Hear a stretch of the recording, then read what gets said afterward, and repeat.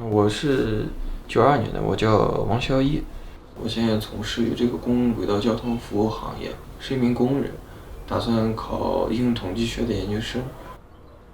这个专业出来就业比较好就业嘛，然后薪水也比较高，就算是大龄的这个出来的一个保障吧，工作上的保障和这个收入上的保障。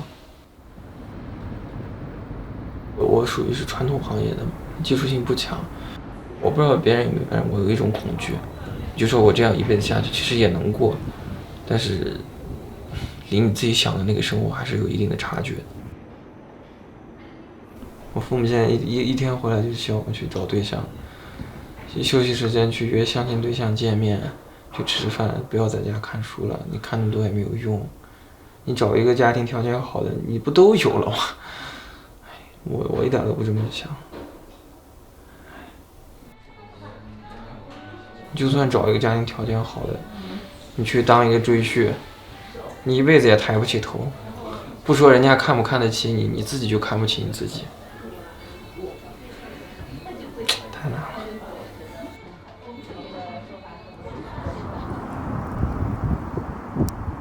这就是基补，基补的自由能，它的定义得到呢就是 G 等于，我是40岁开始考研的，大学毕业已经18年 ，H 乘以 PS。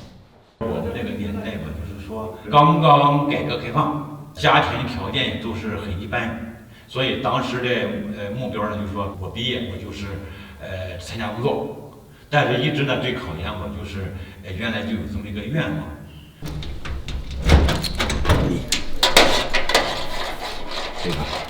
这是我那个硕士毕业证，这个是我的博士学位证，这是在10年，就这一页里这儿，就这个。当然有很多人也说这么大年龄，自己呢多多少少也有这种顾虑，就是说知识的这个更新啊，个人经历啊，还有家庭的一些个负担呐，还有这个工作的这个压力，考研之后能不能毕业，这也是当时也是心里边也是有一定顾虑，甚至是包括我的导师，就是说他年龄这么大来能行吗？是不是想混个证啊之类的？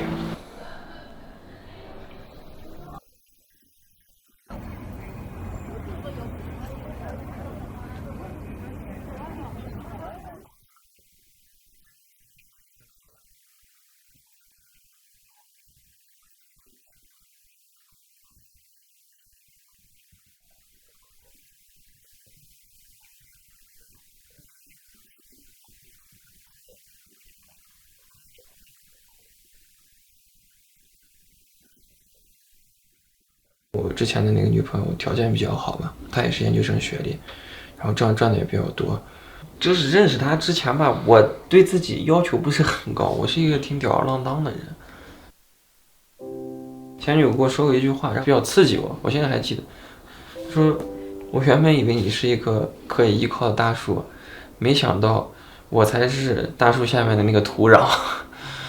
就是这个话，反正听了，我也不是说否定的，就觉得我可能自己没有太多的能力去照顾他，去给他安全感和幸福。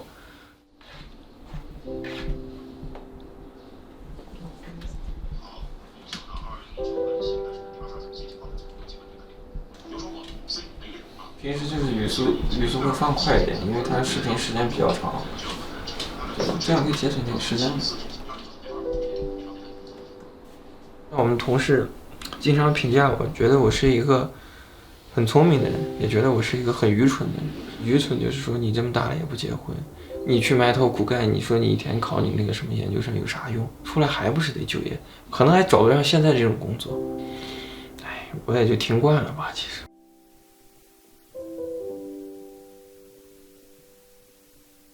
我其实特别不想让身边的人知道我去自己做些什么事情。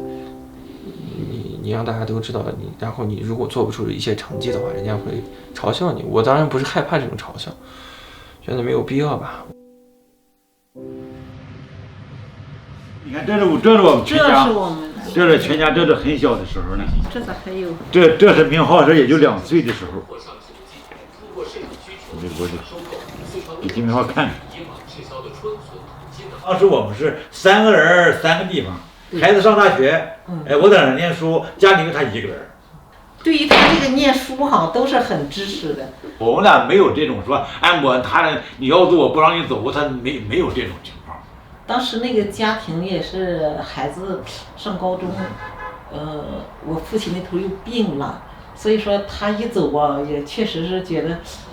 高考时候我还正读博呢嘛。读博，你看，他是硕士完了直接是连着那个博士，所以这5年当中，就孩子在高考这功夫，他都不在家，那功夫特别需要他来辅导回来，就那功夫都把孩子这块儿。所以在家乡那边，这种大学毕业那年多年轻，就是年轻。我看着胡子拉碴的去。那时候起胡子嘛。因为住的宿舍，因为家没教育，离家没教育，坐火车的坐10个小时，家回来的很少，回家回来的很少。理科里面因为要求比较高，你要达到毕业的标准，确实是难度是很大的。就是平时这里面就说你这个液体的液面不能超过1半。因为这个考研跟年龄关系不是很密切，应该是把这个学习考研呢，也算是一种终生职业。就说你不考研，你平常也都要在学习。考研呢，只是一种比较系统、全面的、集中的这么一种学习方式。因为既然你已经想这个路还是要管别人去过，你不要管别人去过。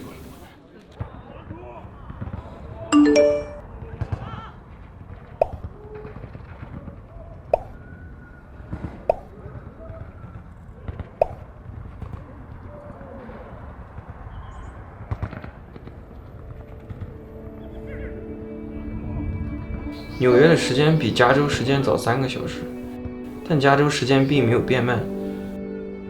有人22岁就毕业了，但等了5年才找到好工作；有人25岁就当上了 CEO， 却在50岁去世。世上每个人本来就有自己的发展时区，身边有些人看似走在你前面，也有人看似走在你后面，但其实每个人在自己的时区有自己的步程。你没有落后，你也没有领先，在命运为你安排的属于自己的时区里，一切都准时。